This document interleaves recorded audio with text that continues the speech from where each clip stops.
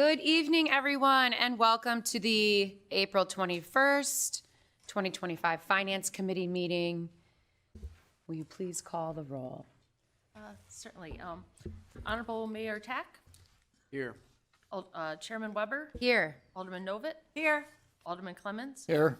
Alderman Notes. Here. Alderman Powers. Here. Alderman Kashgarian. Here. Alderman Walther. Here. Alderman Levert. Here.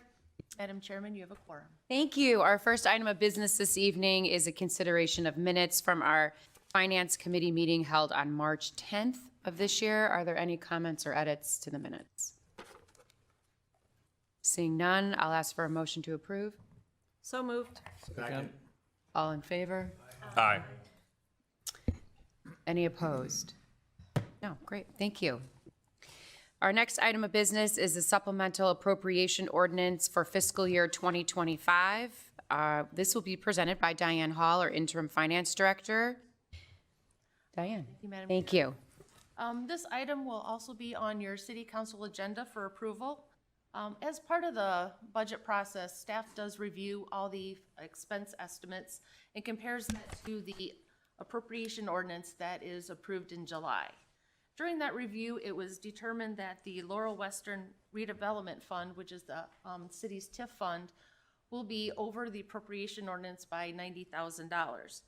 And this is mainly due to we've received more TIF increment receipts this year compared to budget, and we've had less impact distributions to the school districts. So this is resulting in a larger transfer to the capital improvement fund, resulting in the need for the supplemental appropriation ordinance. The appropriation ordinance does meet the legal compliance as presented in the ordinance that will be in the city council packet. The additional funds will be funded through the fund balance.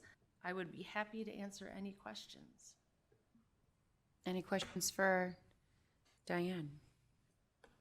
Seeing none,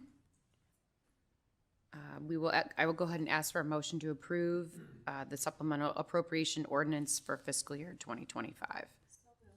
A second? Second.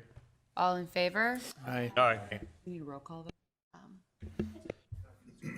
Yeah, no. No, okay. We'll just, great. This will come before us again at our council meeting this evening.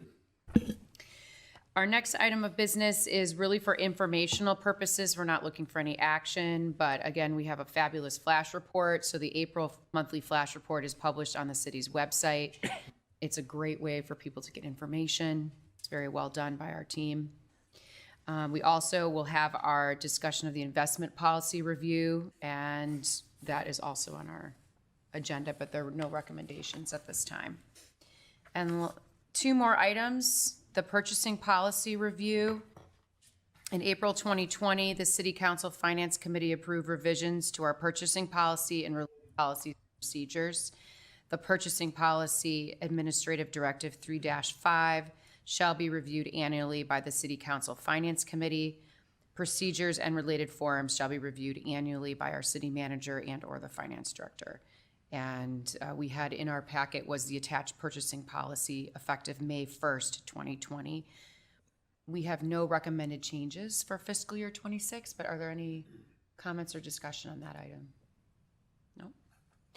Lastly, we discussed at our March 10th, 2025 budget workshop, the grocery tax.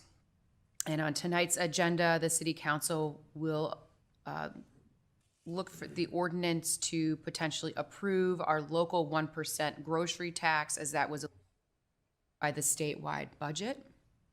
And so we'll have a requested ordinance that will amend our city code chapter 39 with adoption. Is there any comments on that further? When will that take effect? That will take effect in July. It will be January 1, 26. Thank you.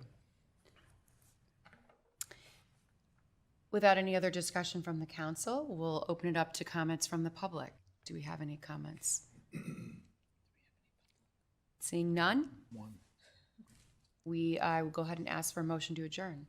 Can I make a comment? I did Yes. make this comment at when Alice and I had our ward meeting. This is my last finance meeting, and I just want to acknowledge publicly Diane Hall. for stepping into the interim director position. I knew Diane had been with us for a long time, and she told me at that last ward meeting, she's actually been with the city for 34 years.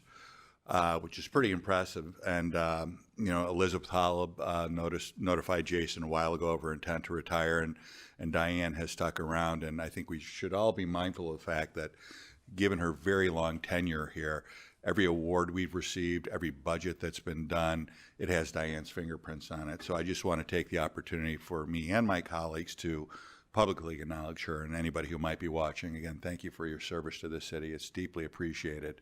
So thank you, Diane. Thank you.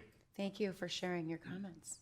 I agree with you. Diane stepped in some big shoes, and she and her team have done an incredible job. I appreciate that. Any other comments? Okay, I'll go ahead and ask for a motion to adjourn.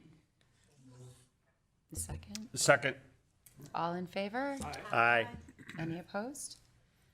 No. Okay, wonderful. We'll go ahead and pass this down to our